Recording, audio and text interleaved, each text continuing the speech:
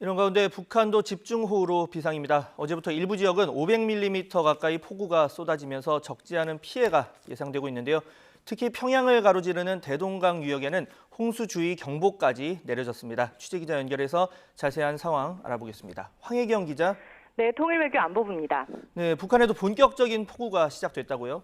네, 북한에도 어제 시간당 40mm가 넘는 많은 비가 쏟아진 가운데 장마 전선이 더욱 세력을 키우고 있어 바짝 긴장하는 분위기입니다. 우리 기상청에 해당하는 북한 기상수문국은 오늘과 내일 북한 대부분 지역에 폭우를 동반한 많은 비가 내릴 것으로 보인다면서 평안도와 황해도, 개성시, 강원도 내륙 지역 등에 500mm 이상 폭우가 쏟아질 것으로 내다봤습니다.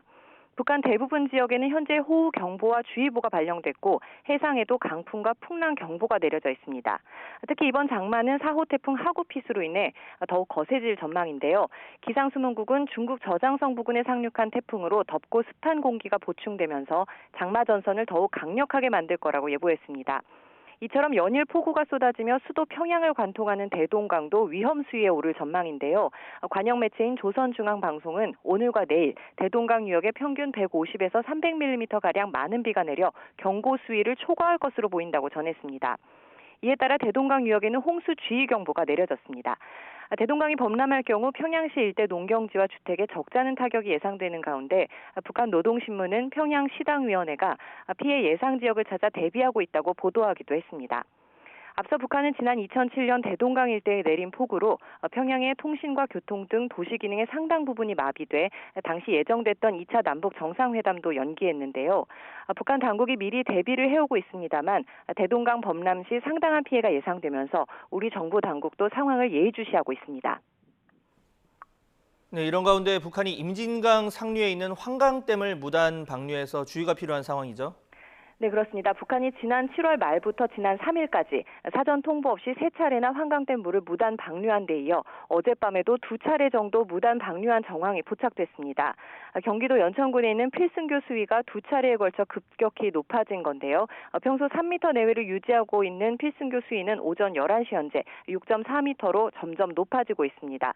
또 홍수 조절을 위해 마련된 임진강 군남댐도 오늘 새벽 제한 수위인 31m를 넘어 오전 11시 현재 33m로 방류량을 늘리고 있습니다. 북한이 환강댐 물을 대거 방류할 경우 파주와 연천 지역에 사는 주민들이 인적 물질적 피해를 입을 수 있는 만큼 대비와 주의가 필요한 상황입니다.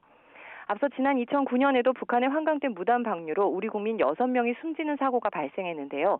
남북이 긴급히 실무회담을 열어 추후 북한은 환강댐 방류 시 사전 통보하기로 합의했지만 지난 2013년부터 북한은 이를 지키지 않고 있습니다.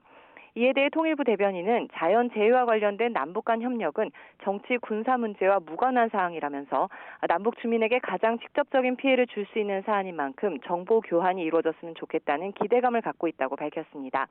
또 현재 남북 간 연락선이 두절돼 있지만 북측이 정보 공유를 하려고 한다면 기술적인 방법은 큰 문제가 되지 않는다면서 관련 협조가 하루빨리 이루어지길 바란다고 덧붙였습니다. 지금까지 통일외교 안보부에서 YTN 황혜경입니다.